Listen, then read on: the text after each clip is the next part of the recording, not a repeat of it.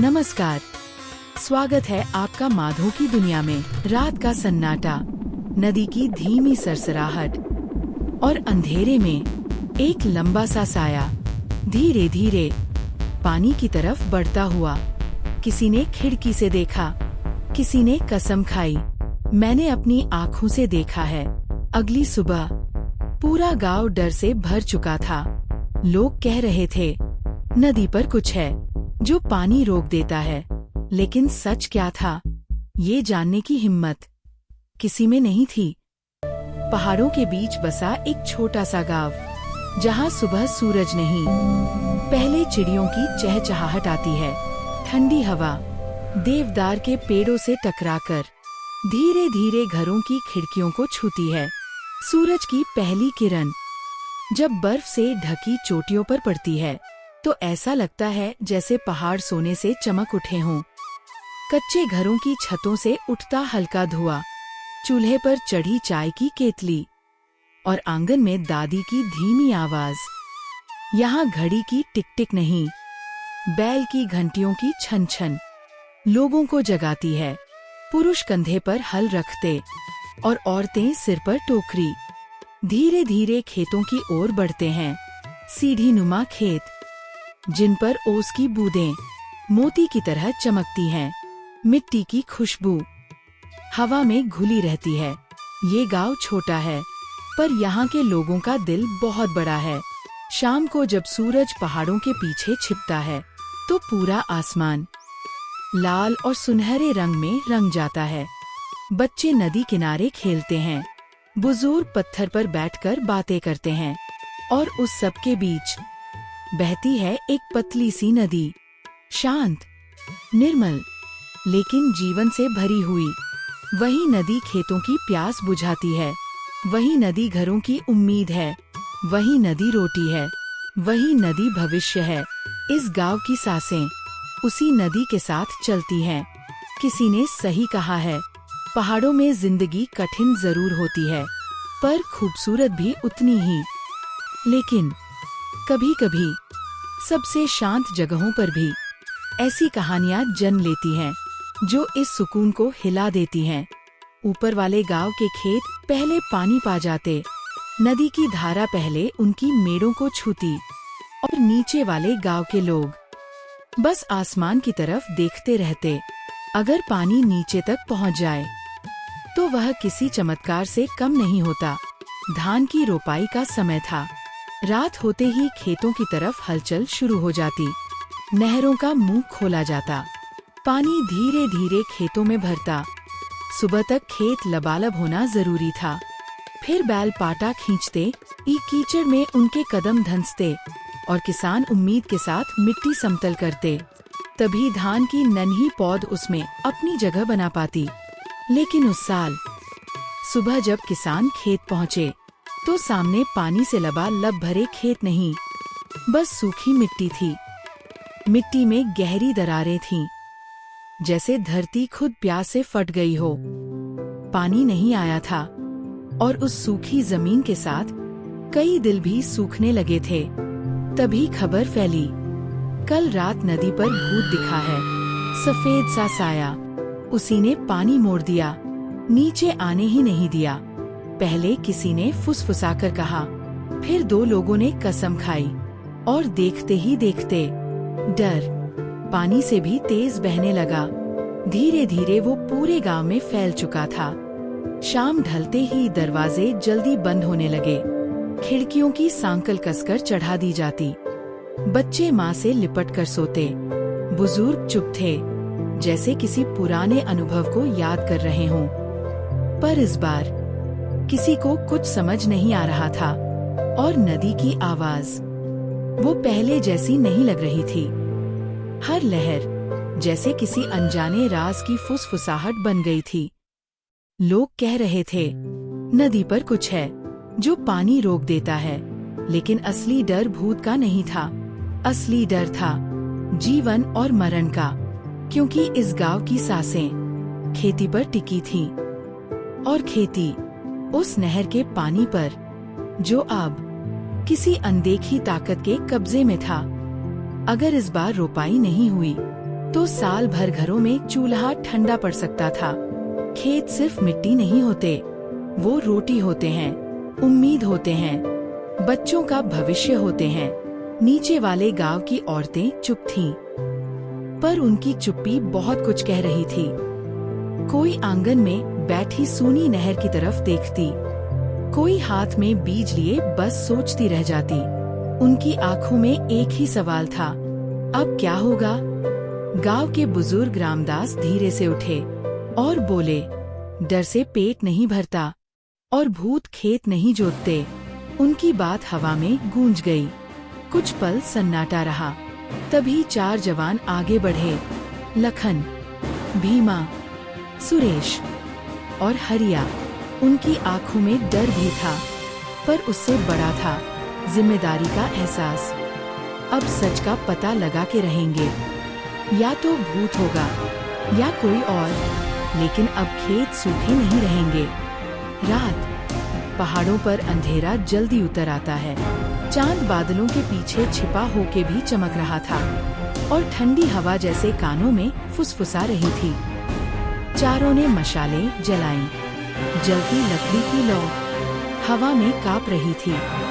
उनके कदमों की आवाज सूखी पत्तियों पर साफ सुनाई दे रही थी। दिल इतना तेज धड़क रहा था जैसे सीने से बाहर आ जाएगा। धीरे धीरे वे नदी के उस मोड़ पर पहुँचे जहाँ से पानी उनकी नहर में मुड़ता था, और वहाँ मशाल की रोशनी में कुछ चमका। बड़े बड़े पत्थर, लकड़ी के मोटे गट्टे, सलीके से जानबूझकर लगाए गए थे। कुछ पल के लिए चारों एक दूसरे को देखने लगे। ये भूत का काम नहीं लगता। जैसे ही उन्होंने पत्थर हटाने के लिए हाथ बढ़ाया, अचानक झाड़ियों में तेज हलचल हुई। मशाल की लौ एक पल को तेज भड़की और उसी रोशनी में एक लंबा साया उठा, सफेद, तेज और फिर अंधेरे की तरफ भागता हुआ। चारों के गले से एक साथ आवाज निकली, भागो, भागो। मशालें हिलती हुई पीछे मुड़ी, कदम बेकाबू हो गए और वे पूरी ताकत से गांव की तरफ भागे। अब डर शक में नहीं बदला था, अब यकीन बन चुका था।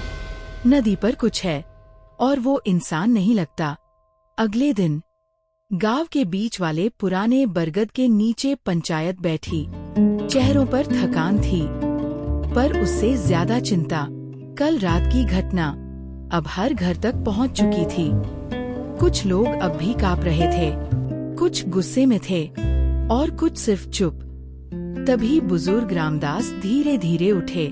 उनकी सफेद दाढ़ी हवा में हल्की सी हिली और आवाज गूंजी, पहाड़ों में भूत नहीं होते। कुछ पल सन्नाटा। कभी कभी इंसान ही भूत बन जाते हैं। लोग एक दूसरे का चेहरा देखने लगे। रामदास ने आगे कहा, डर से भागोगे और तो डर और पीछा करेगा। आज तक हमने मिलकर हर मुश्किल का सामना किया है, तो इस बार क्यों नहीं? उनकी बात जैसे सबके दिल में उतर गई। कुछ देर खामोशी रही, फिर एक आवाज आई, आज रात सब साथ चलेंगे। अब ये 4 लड़कों की नहीं, पूरा गांव की लड़ाई थी। योजना बनी, इस बार कोई अकेला नहीं जाएगा, पूरा गांव साथ जाएगा। और आज या तो भूत मिलेगा या सच। फिर वही रात, लेकिन इस बार डर कम था, इंतजार ज्यादा। नदी किनारे झाड़ियों के पीछे गांव वाले चुपचाप छिपे थे। हवा ठंडी थी, पर इस बार दिलों में ठंड नहीं, जिद थी। कुछ देर तक सिर्फ नदी की आवाज सुनाई देती रही। फिर अंधेरे से एक हल्की सी हलचल, मशाल की लौ दूर कहीं टिमटिमाई और वही साया धीरे धीरे आगे बढ़ता हुआ दिखाई दिया। वो झुका और पत्थर उठाने लगा। अब शक नहीं था, कोई हरकत कर रहा था। इस बार लोग तैयार थे। रामदास ने इशारा किया। 2 आदमी पीछे से दबे पांव दौड़े। एक ने कंधा पकड़ा, दूसरे ने पैर जकड़ लिया। साया जमीन पर गिर पड़ा। मशालें उसके चारों तरफ उठा दी गईं। चेहरे पर रोशनी पड़ी। बोल, कौन है तू? बता। कुछ पल तक सिर्फ उसकी सांसों की आवाज सुनाई देती रही। फिर कांपती हुई आवाज निकली, मैं मोहन। और जैसे ही नाम डॉट में गूंजा, सन्नाटा फैल गया। नदी भी जैसे एक पल को ठहर गई हो। वो कोई अनजान साया नहीं था, वो ऊपर वाले गांव का आदमी था। मोहन, ये वही आदमी था जिसके साथ वे मेले में हंसे थे, जिसके साथ खेतों की बात की थी, जिसके साथ कभी रोटी बांटी थी। मोहन की आंखें झुक गईं। मशाल की रोशनी में उसके चेहरे पर पसीना और आंसू साथ चमक रहे थे। वो टूट गया। मोहन रो पड़ा। पानी कम है, ऊपर भी खेत सूख रहे हैं। हम चाहते थे पहले हमारे खेत भर जाए। उसने गहरी सांस ली। इसलिए मैं रात को पत्थर लगाता था और लोगों को डराता था ताकि कोई उधर आने की हिम्मत ना करे। उसकी आवाज कांप रही थी। नदी बह रही थी, लेकिन वहाँ खड़े लोगों के भीतर कुछ ठहर गया था। सन्नाटा पहले से भी गहरा हो गया। अब सामने कोई भूत नहीं था, सामने एक इंसान था जो डर से नहीं, कमी से हार गया था। भूत नहीं था, स्वार्थ था। डर नहीं था, मजबूरी थी। और सबसे बड़ी बात, पानी कम था उस रात। और न कोई मारपीट हुई, न कोई चीख पुकार। बस बात हुई। पहली बार ऊपर और नीचे गांव आमने सामने खड़े थे, दुश्मन बनकर नहीं, जरूरतमंद बनकर। काफी देर तक चर्चा चली, आवाजें ऊंची भी हुई, पर इस बार डर नहीं था, सच था। और फिर निर्णय हुआ, पानी बांटा जाएगा, बारी तय होगी। जिस रात ऊपर के खेत भरेंगे, उसकी अगली रात नीचे वालों की नहर खुलेगी।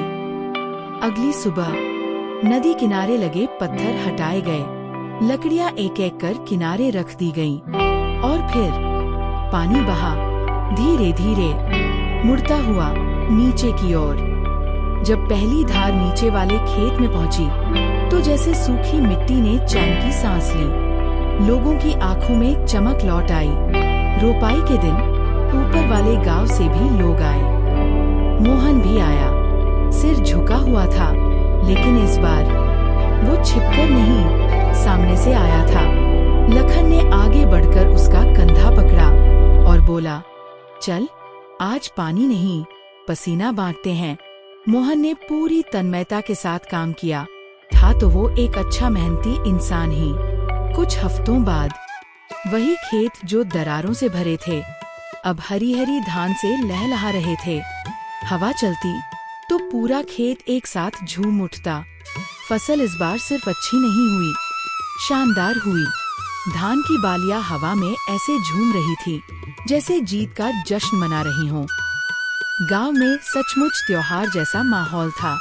ढोल बजे, बच्चे हंसे और चेहरे पर संतोष था।